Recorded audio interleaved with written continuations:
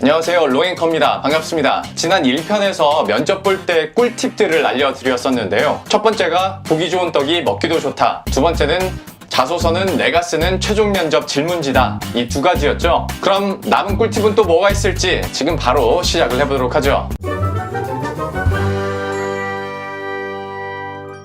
면접을 보다 보면 모르는 거 뻔히 티가 나는데 그걸 어떻게든 숨기려고 애쓰는 사람들이 있습니다. 물론 그 마음은 충분히 이해합니다.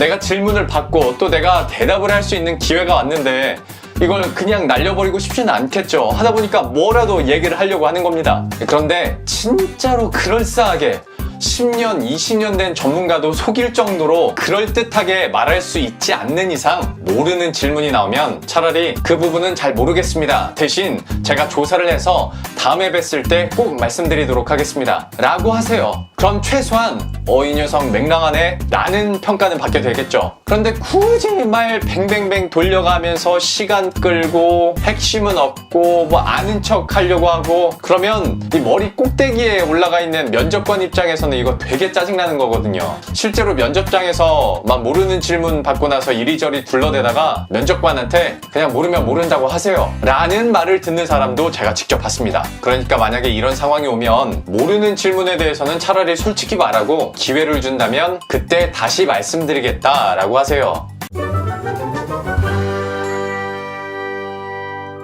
모두를 만족시키기는 어렵습니다. 하지만 타깃을 정한다면 최소한 그 사람을 공략하기 위해서 더 집중은 할 수가 있죠. 조금 더 전략적으로 생각해서 이 면접관 중에서 누가 제일 높을까? 뭐 나이나 풍기는 포스 혹은 앉은 자리의 위치를 한번 생각해보면서 가장 높은 사람을 찾아보는 거죠. 그리고 그 사람을 공략하는 겁니다. 그렇게 되면 최소한 두 가지는 얻을 수가 있습니다. 우선 아이 컨택을 조금 더 적극적으로 할 수가 있습니다. 이 면접장에서 시선 처리도 굉장히 중요한 요소 중 하나인데요. 대상을 정하지 않고 이야기하다 보면 눈이 허공을 바라볼 때도 많고 여긴 어디? 나는 누구?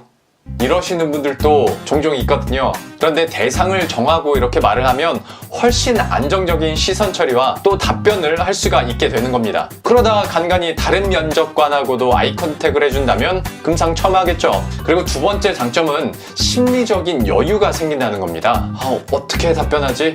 어떻게 해야 저 면접관들 다 내가 만족시킬 수 있지? 어떻게 하면 이 멋진 답변을 해서 면접관들을 다 사로잡을 수 있을까라는 고민만 계속하다가 반대로 내가 면접관을 공략하고 막말로 내가 쟤는 진짜 내가 꼬셔야겠다 라고 생각하는 순간 나의 시야도 열리고 뭔가 마음의 여유도 더 생기면서 내가 이 면접장의 주체가 되는 겁니다. 그러면 마음도 훨씬 여유로워지겠죠.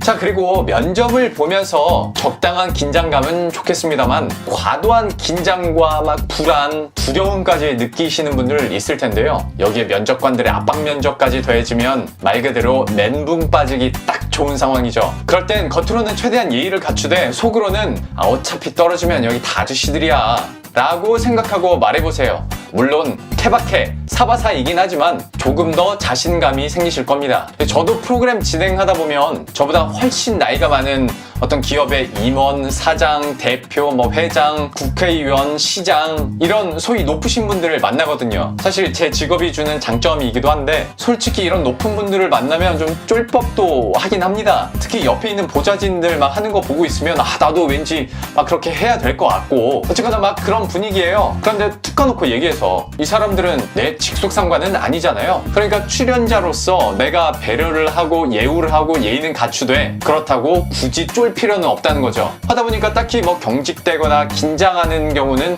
그렇게 많지 않습니다. 오히려 제가 먼저 농담을 건네는 여유가 생기게 되죠. 여러분도 만약에 이 과도한 긴장 때문에 내가 좀 압도당한다면 차라리 해탈하는 느낌으로 여기서 떨어지면 아저씨야 그냥 쫄지마 라고 생각하세요. 그리고 합격한 후에 굽신굽신 하면 되는 거예요.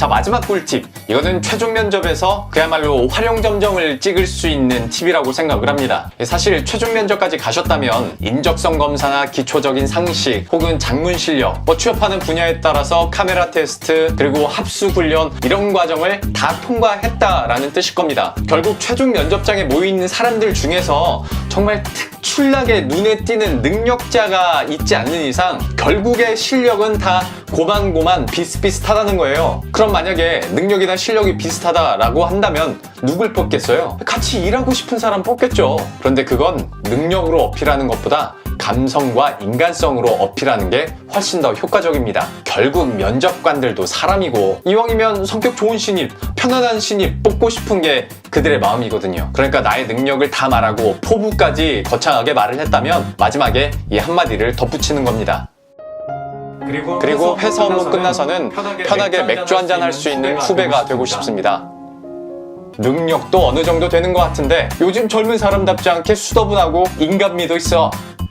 그럼 끝난 거죠. 결국 그 사람들도 함께 일할 착하고 수더분한 후배를 뽑는 겁니다.